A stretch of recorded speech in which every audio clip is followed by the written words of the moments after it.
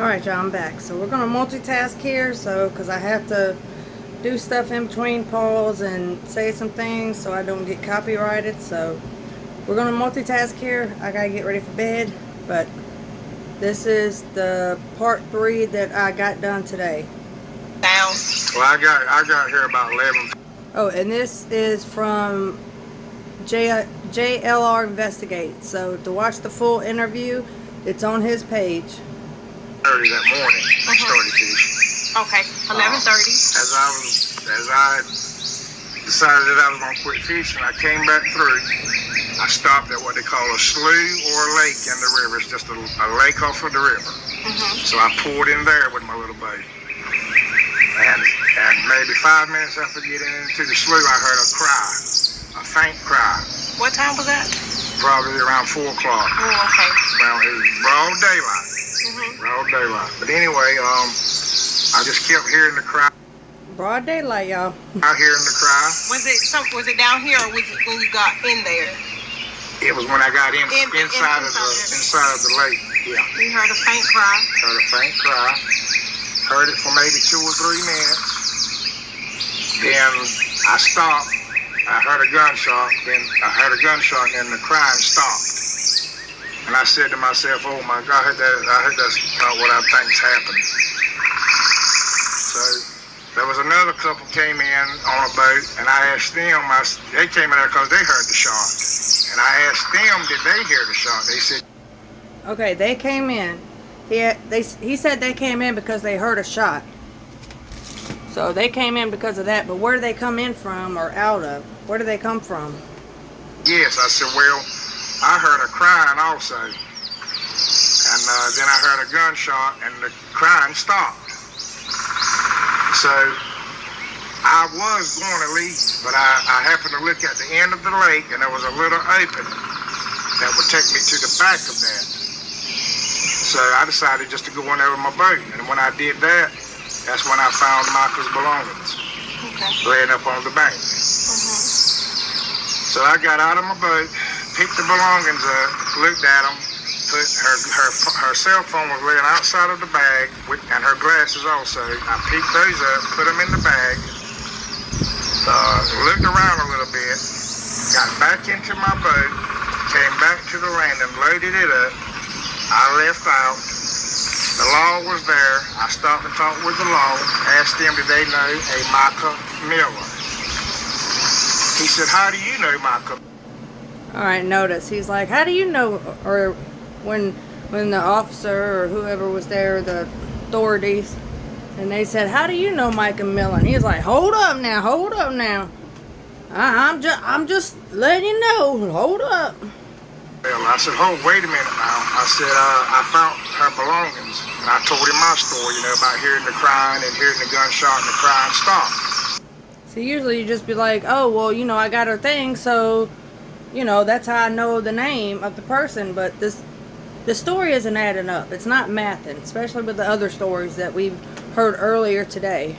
So he said, "Well, get out and talk to me for a minute." So I talked to him, and like I said, I told him my story. That's when he told me that, yes, there has been apparently a suicide happened at the river. I said, "Oh man, don't tell me that." That's a lot of information for, just unfolding. Yes, there was a 911 call, but he's also going to get into that later on. But that, I don't know. You'll see what I mean. But anyway, I said, "Well, how did y'all know? How did you know that it is?" He told me that Mica had called 911, told them she was getting ready to commit suicide, where she was at, and that the reason she was calling them to tell them that she didn't want her parents worrying about her, where she would be. I could be wrong, but I don't remember her saying her name on the 911 call. Hi, this is Mica Miller, and I'm going to be here in this exact spot, and I'm about to do this. That's not how it went down. If they could go ahead and find her. Oh, also, where she was found, more than likely, if there wasn't already like all this already going on in the back or in the background of everything, like she probably wouldn't have been found for a while. Because remember, there was a log on her. Remember, her foot popped up when the kayaker's boat hit the log, and it hit her. That's when her foot popped up. Because remember, in the interview, he said it's like a balloon, Johnny, you know, and when it's underwater and then it comes up, it floats. So when he told you, you said he told you that it was Mica. Apparently, suicide. That's why they were here. Okay. And then is that when you gave him the belongings? Yes, gave him the belongings. He laid them up on it. I made a list of everything that he stated was in the belongings in this story. I made a list, and you will see that I did that earlier. So down there. Truck. They laid everything out on the truck. Now, you said that you talked particularly about you actually went in and saw everything when you found the belongings. And you say it was specific things that she had in there, like her license, all those things. Like she had what were all the things that was in her bag? I didn't really look at that until I came back and loaded my boat up. Right. That's when I really looked into it. And that's when I seen she had her license, her bank card. She had her keys in the bag. She had a little small Bible, all of her credit cards, her bank cards, and a few receipts of some things. And some things. So you found out her $500. belongings, and then you turned them over. And I actually read somewhere else earlier, which, you know, this is speculation. I haven't really seen this anywhere, but I forget where I even seen it. It might have even been in one of my comments or somebody else's comments. But there was actually, it wasn't just $500. It was like $1,000 or $2,500, or $1,000, $2,500. So some of that money was missing, as in it was for payments or something. So, but like I said, that's not confirmed yet, but we do know the $500 because he did state that in one of his other videos. Well, no, I'm backtracking and going back. So after all this had took place and you talked to authorities, you told them, you gave them what they needed, you just left? They just let me go. They told me they didn't need me any longer. Wow. So it was they just took your word for what happened. Took my word for what happened. And you talked to the guy who, you said that you kind of told them where to go to look for the, where you heard the sound, but it was the other guy that told them that found her, right? Yeah, the other guy actually found her that was in the lake with one of the park rangers was in the midst of all this talking with the laws, and I asked the park ranger, I said, do you know every path that's coming in and out of this river? Park ranger? Even to the slough that I was at. Also in another interview that I heard him talk about, or maybe one of the other witnesses, but the fisherman's like the main witness that has spoke out, was that there was a sheriff out there with a drone, and he wasn't dressed in uniform or nothing, but the reason he knew that it was a sheriff was because of the drone, and it was a sheriff drone, and he knew what a sheriff drone looked like. So I'm gonna try and find that, because like I said, it's getting harder to find these different stories and stuff that were conjured up. So he said, yes, I do. I said, when you go to that path, that's where you might find someone or Michael. That's where you might find Mica. But I thought the kayaker found Mica and knew where she was at. So why would the fisherman be like, hey, if you come through this way, Mr. Park Ranger, you might find Mica? Then when they went there, that's when they found her. It wasn't 20 minutes later. And you was here when that happened? I was here when they told me that they had found her. Yeah. Oh, man. Yeah. What kind of emotion came over you then? Like Thought he in your left. head? I know you. Oh, I just wanted, I was sick on the stomach. Well, I just feel like I knew this young lady because of what I had to go through, you know, to witness this or to see this Right. or to hear this or whatever. But God, there's a lot of emotion. I had never been in the middle of something like this, you know. Right. I'm still, till this day, being bothered by it because all I hear is her crying in my ear all the time. Right. Wondering what would have what if I could have made a change, you know, if I just would have went in there. My thing is, like, I understand, like, you know, you really don't want to just run up into a place and not know your surroundings and stuff. But, I mean, you could have yelled out when you heard crying, be like, hey, everything okay? I mean, that would have been my first instinct. I don't know about anyone else, but, I mean, that would have been mine. Was, hey, everything okay? Not necessarily have to walk in there, you know? Yeah. And For the record, I could not see nothing because it was so thick. From where I was at, I could not see because the woods were so thick. I could not see anybody. And around here, around Robinson County, you just don't run in on somebody. I'm sorry, that just sounded a little gangster to me. Like, in Robinson County, you just don't run up in here, you know?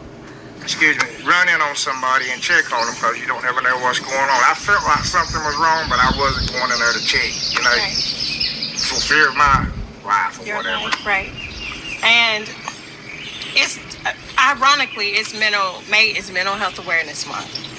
And of course we know that today was a day that they actually authorities did say that it was apparent she did die from a gunshot wound. This is what officially they said. It was official suicide. Just you being in that experience, what can you say to the community and the public if that that they should be aware of if they ever come into situations like this, because people are struggling mentally and sometimes you just don't know. Was there something specific that you feel like was a telltale sign that this is a little bit more than just somebody having a bad day? As far as the situation that I was in, I really don't know what to say. Like I said, all I can tell you is what I know, what I wished I would have done. It's always good, yes, to check and see what's going on.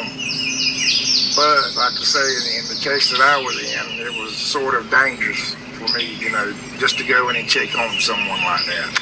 I mean, that's all I can tell you about that. Yeah. Like I said, I felt like something was wrong, but dangerous.